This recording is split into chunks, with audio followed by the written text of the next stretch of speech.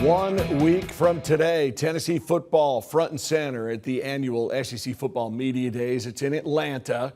To get you ready, Rick Russo spent some time with our media partner, Chris Lowe of ESPN.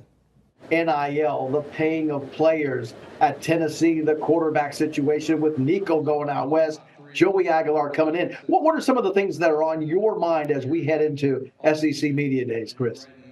I think one, Rick, is remember we've got a 12-team playoff again this year. Only 3 teams from the SEC made it last year, which was surprising to me. I thought for sure at least 4 would get in. Didn't turn out that way. How does that sort of play into this season? Because I think this year's race will be very similar to last year's in that I don't know that you're going to have 2 or 3 dominant teams and everybody else. I think there's a lot of teams, as we saw last year, that can rise up and beat you on any Saturday. Chris, did anything stand out to you about the SEC meetings in Destin that just took place? I know they were talking about a 9-game SEC schedule and some other things. Anything that maybe stood out to you during that week? 2 things. You mentioned 9 games. I think Greg Sankey in a perfect world would love to play 9 conference games. The coaches do not, unless they're given assurances that the playoff format is going to be such that they're given credit for playing an extra conference game. I think the other thing, Rick, is just the playoff in general. I mean, how many times, and I'm being a little facetious here, how many times do we have to meet to decide we're going to meet again to talk about the playoff format? You know, Right. This conference wants this conference wants that, this commissioner wants. I mean, at some point, the adults in the room have to all stand up, work through this, and decide what's best for the sport.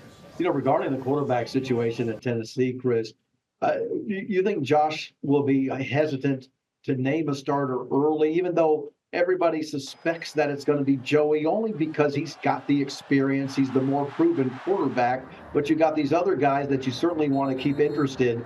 Well, I don't know what the advantage would be, because keep in mind, Joey Aguilar has been on campus, about a month and a half. So he's got to get to know his teammates. If it is Joey, he's going to make him earn it. And I can promise you this, Jake Merklinger is not going to sit on his hands and just hand that job over. Josh will absolutely make someone win that job. And maybe more importantly than that, Rick, he's going to make someone win over that locker room. And the players are going to know before anybody else who's their best quarterback.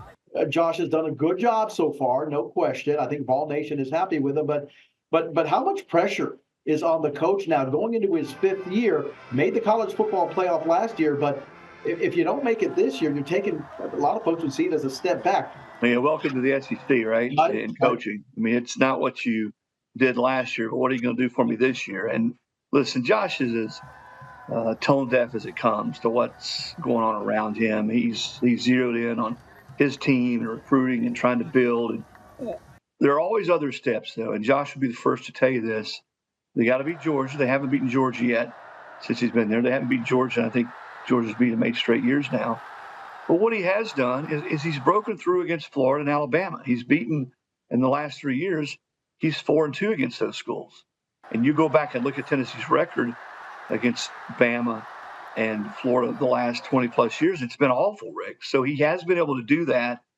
And, again, he'd be the first to tell you the next step is to get Georgia and get into the SEC championship game, have a chance to win an SEC title.